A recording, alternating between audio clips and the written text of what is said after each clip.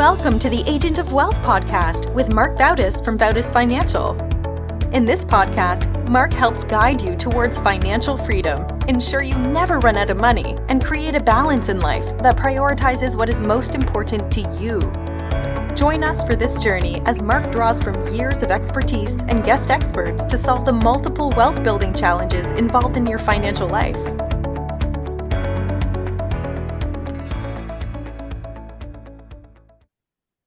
Welcome back to the Agent of Wealth. This is your host, Mark Bautis. Today I'm joined by the Bautis Financial team for a special book club discussion. We've covered 13 books so far, but for those of you who are new to these episodes, let me quickly explain how it works. One of our 5 team members selects a book for everyone in the office to read. This month it's Kira, and then leads a discussion about the book on the podcast. We'll share valuable takeaways, our general thoughts, and discuss how we plan on implementing insights from the book into our business and personal lives. This is the first time that Dylan Kramer, our power planner, is joining the show. Dylan joined our team this past summer, and we're excited to have him as part of our book club discussion. Now I'll hand it off to Kira, who chose the book Unreasonable Hospitality by Will Guidara. Thanks, Mark, and welcome, Dylan. I selected this book a while before my turn came around. I actually noted it down in my phone after a networking meeting I attended as part of the Be Sure network. Every few weeks, I meet with a group of people in Rutherford. Many have eventually became close friends, and we discuss ways to improve our business practices. During one of the meetings, we had a discussion about providing unreasonable hospitality to our clients. Unreasonable Hospitality is written by Will Guidara, a celebrated restaurateur known for his work at 11 Madison Park, or in the book it's called EMP quite often. This is a prestigious restaurant in New York City that has received multiple Michelin stars and many accolades. Guidara is recognized for his approach to service and his emphasis on creating exceptional dining experiences. In the book, Unreasonable Hospitality, he shares insights and strategies on how to elevate service and create memorable experiences for guests by going above and beyond your traditional expectations. Although this book is rooted in the restaurant industry, I believe its principles of exceptional service and creating memorable experiences are applicable across multiple industries. I am actually going to pull a quick quote from the book, which was one of my favorites. It says, quote, "When you work in hospitality, and I believe that whatever you do for a living, you can choose to be in the hospitality business, you have the privilege of joining people as they celebrate the most joyful moments in their lives and the chance to offer them a brief moment of consolation and relief in the midst of their most difficult ones," unquote. As members of our team, I wanted to talk about how we can apply these strategies to our client relationships and to our overall service. So let's get started.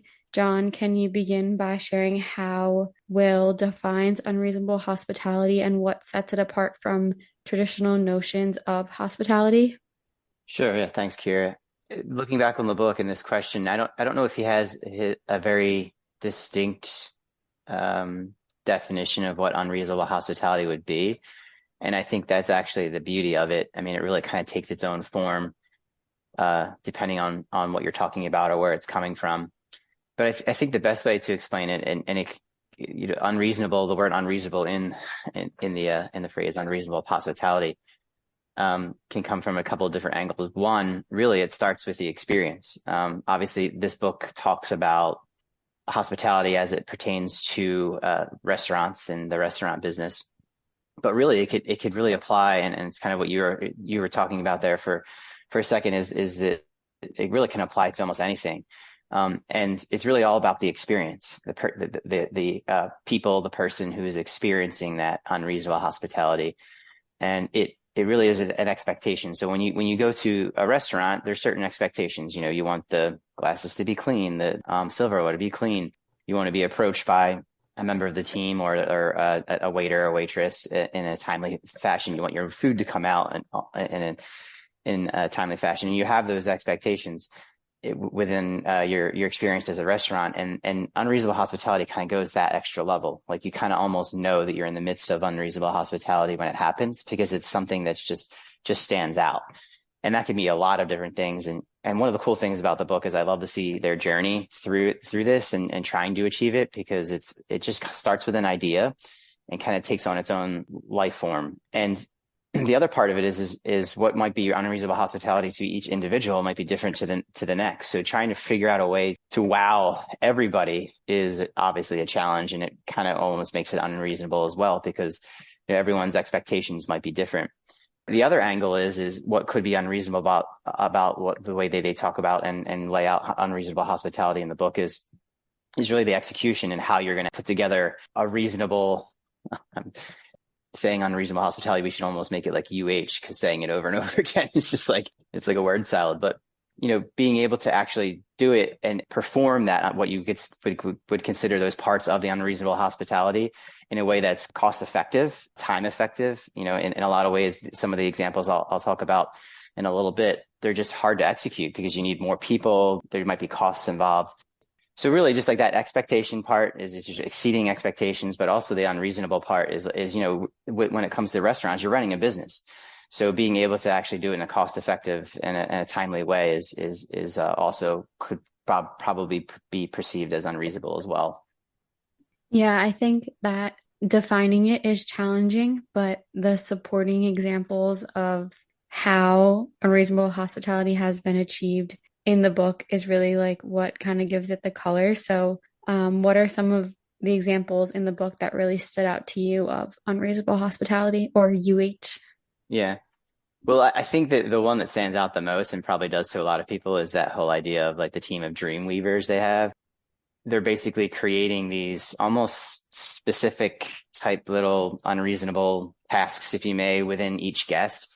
I love the one example where there's maybe a family or a table that was talking about how they did all these great things in New York. They went to all the restaurants they wanted to go to enjoy and went to museums and so on and so forth. But they said, you know what? I didn't actually have a hot dog, like a street hot dog, a true New York City hot dog. And that experience, someone overheard them say that, and someone ran out the back door, got a hot dog from the stand, brought it back in. Daniel was able to plate it in a fun way, and they were able to deliver that hot dog. And it was just, I think what the actual guests had called it was like legendary. It was like something they're just never going to forget. That little twist on the end of, because I think they were going to be getting ready to head to the airport, and they're like, oh, I don't think we're going to have time. And they were able to have that experience, and they were able to create that story that those guests were going to tell for the rest of their lives. I also liked the idea of, when you traditionally walk into a restaurant, there's the kiosk, there's somebody there to greet you. There's usually a computer. They check you in. Someone takes you to your table. Well, they basically took that out, and they had this system where they would know the people as they were walking in. They would greet them by name. There was no kiosk. They would take their coat. There was that ticketless coat service. So it's almost like you're walking into somebody's house.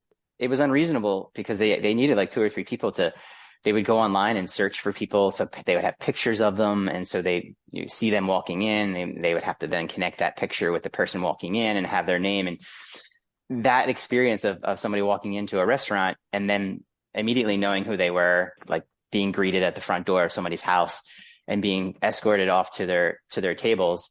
I just thought it was like one of those things that if I had ever, without reading this book, had walked into a restaurant and that happened to me, that would be something I would tell a lot of people about. And it creates this, it's almost like a magic trick.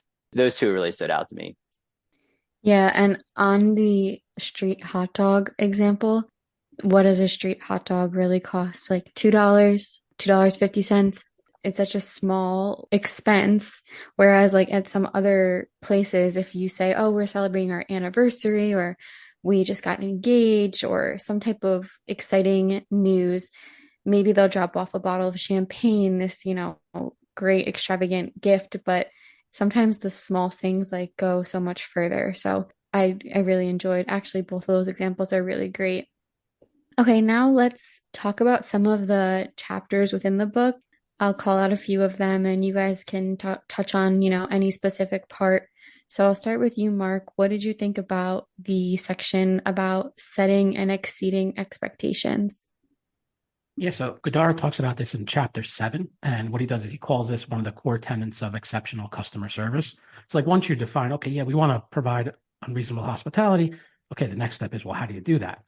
So he highlights that the secret to providing an unforgettable experience, it's not just in meeting expectations, but in going far beyond them in a way that it feels thoughtful, it feels personalized.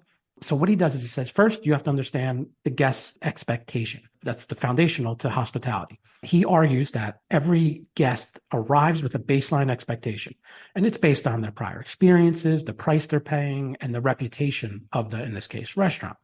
And once you know that baseline, it allows you to build upon it strategically.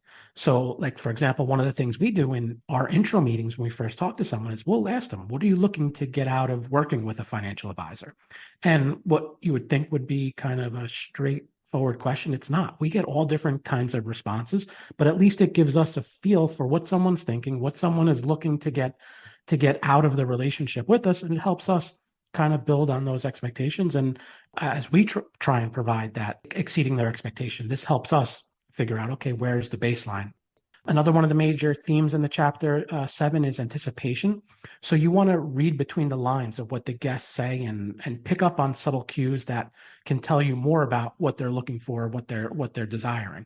So the third one, third person here to bring up the hot dog story. What it really stuck out for me, one, because my son loves hot dogs. Two, you can't go wrong with the dirty water, New York City hot dog. But, it talks about how it's something they overheard and they basically took that, ran with it, and now created a life-lasting memory that that the client had or the customer had, and made it a great experience. In the chapter, he also talks about the balance between delivering consistent, high quality service and then also providing surprising, memorable moments. So the consistency, that's there because it builds trust, and the surprises are what creates the delight or creates the memories. In the chapter, he suggests that the best customer experiences, you have to carefully blend these two elements together. And you want to ensure that the guests feel both secure in what they can expect, but also excited about what might surprise them in the experience. Yeah, that was one of my favorite chapters in the book. And what about in chapter 10, creating a culture of collaboration? Yeah, another chapter I thought was great as well. And it kind of builds on this. Okay, how do you do this? He talks about how critical it is to empower your team members to take that initiative, to go beyond, to exceed expectations. He believes that the employee should feel empowered to make decisions that enhances a guest's experiences, even if it means going off script, right? We all love to be able to have a script, a playbook, or we'd have them ourselves, but not everything fits into that box. You have to go off script if the goal is to create that memorable experience. He tries to create a culture where the team members are encouraged to be creative, to act on intuition, take risks with the end goal of making that that guest experience exceptional. It wasn't in this book, but I remember reading that Ritz-Carlton, the hotel, another business that's known to provide exceptional experience, they have a $2,000 rule. And what that is any employee can spend up to $2,000 to resolve any issue or create a memorable experience for a customer. And it just shows how important you want everyone involved, from the people in the front to the people in the back. Everyone, that if you create that culture of thinking, okay, our goal is to create that memorable experience, to provide that unreasonable hospitality, it kind of gets built in. And, one of the things we do in our company, we have something called surprise and delights, whether that's sending a box of different things to clients when they onboard. We also have different things like milestone birthdays. We send things out, and they're little things, but again, it's trying to just create that memorable experience for someone. Yes, and I will say that I really enjoy like picking out specific gifts for different clients, whether they be entering retirement or celebrating a milestone birthday. That's like really fun for me. And it kind of goes back to that creating that culture when employees buy into the idea, they get excited about work, they get excited to, be in the restaurant that day and find that experience, find that place where they can add value. So I definitely enjoy that and also love that chapter. Now, moving on to Dylan, what did you think about chapter 13, leveraging affirmation? Did anything specific stand out to you? I really enjoyed this chapter a lot, but I do think that the biggest takeaway I had from this chapter is that affirmation is not just praise, but is a powerful tool for motivating teams and building trust. In this chapter, Guidara speaks on about his effort to personally recognize his team's contributions and making sure that his gratitude felt sincere. And by being honest and deliberate with his team, He avoided creating an environment where praise felt routine or obligatory, and his sincerity helped build deeper connections with his team.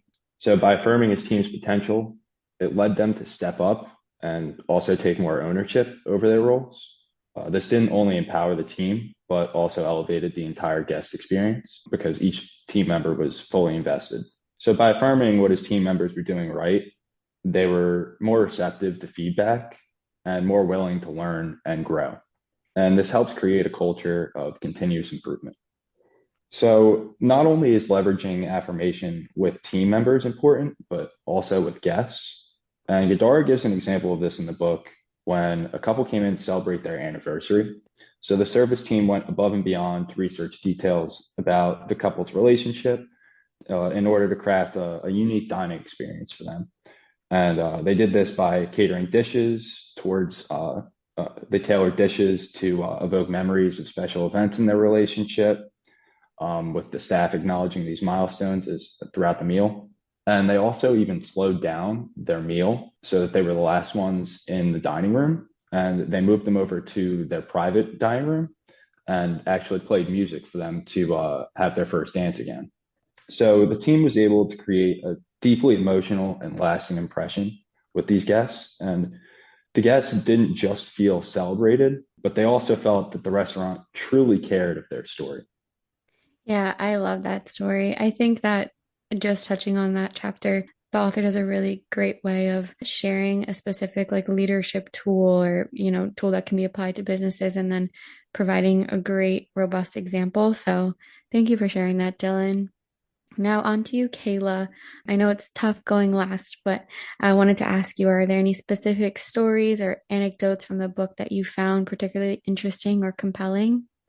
Yeah, like the rest of you guys, I like the hot dog story, but there were a couple more that I like too. One of them is when the author is sharing a story about this diner who came in and they were eating alone. And instead of keeping things low key, they noticed that he was reading a book. So they saw it was like an opportunity to create an experience right there. They brought out like personalized courses and they would send a note with the courses recommending different books to read based on like what they were serving the guest. And like I thought that was a really good way to create a connection with a guest based on like just looking down and seeing that they like to read. And like it turned something that could have just been something like you're just eating alone, it turned it into a really memorable experience. And I think it kind of relates to financial planning because sometimes people come to us with like very straightforward requests, like setting up an investment account or like looking at a budget. But when you pay attention to the small cues, like their values and like their underlying goals and like lifestyle, you can see that there's more to it than just like a financial solution. So you can like customize our advice in ways that resonate to what matters really to our clients.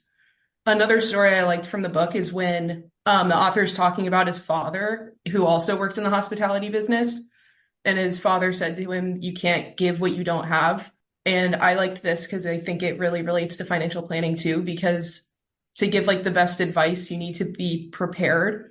So it's like staying on top of industry trends, improving our knowledge, and just making sure that we're taking care of our own well-being.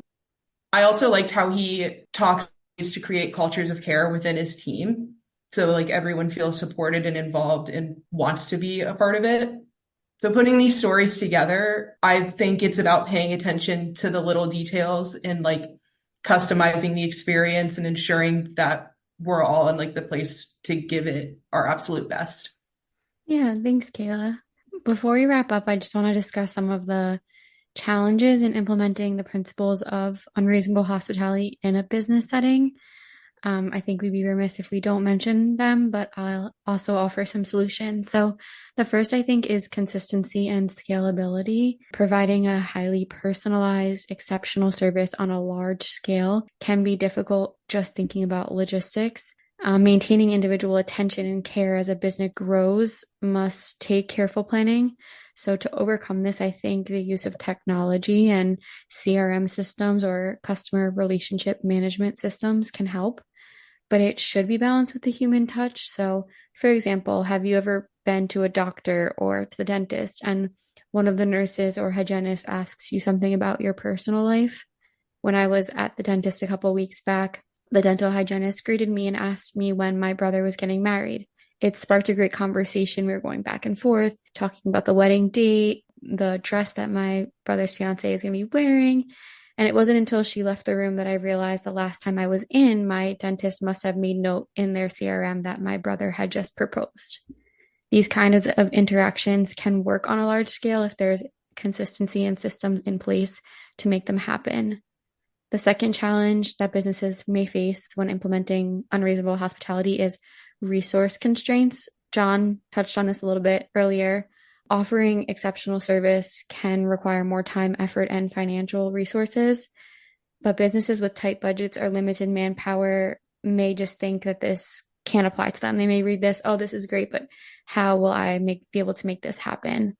To that, I'd say prioritize key areas where unreasonable hospitality can have the most impact and look for opportunities to create memorable experiences within your budget constraints. Will Guidara discusses the rule of 95-5 in the book. And he says that if you manage 95% of your business down to the penny, you can spend the last 5% foolishly. He explains a couple of instances where 11 Madison Park used this rule. For example, when it came to their wine pairings, which is a taste of wine to accompany each course in a tasting menu. As with everything, there was a budget allocated for the wine pairings, but Will asked the sommelier to select slightly less expensive but still delicious wines for the majority of the courses.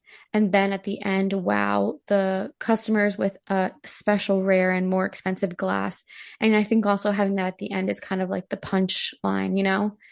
So reasonable hospitality doesn't have to be expensive. It can be as easy as feeding the meter for customers who parked at a parking meter. Just a small gesture that goes a long way. So does anyone have anything else left to add before we wrap up the show? If not, I'll turn it over to you, Mark. All right. Thank you, team. And thank you to everyone who tuned in to this episode of our book club series. If anyone listening would like to make a book suggestion, you can email it over to us. We're always open. I think 2 of the books of the 13. I know Die with Zero came from as a recommendation. I think there was one more.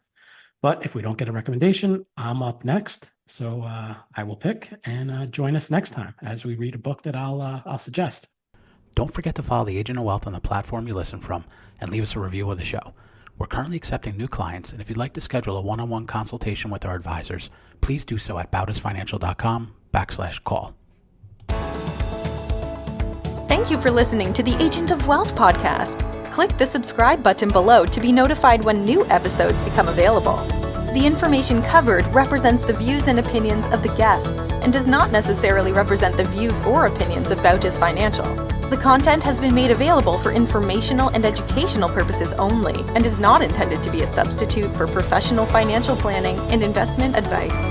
Always seek the advice of your financial advisor or other qualified financial service provider with any questions you may have regarding your investments and financial planning.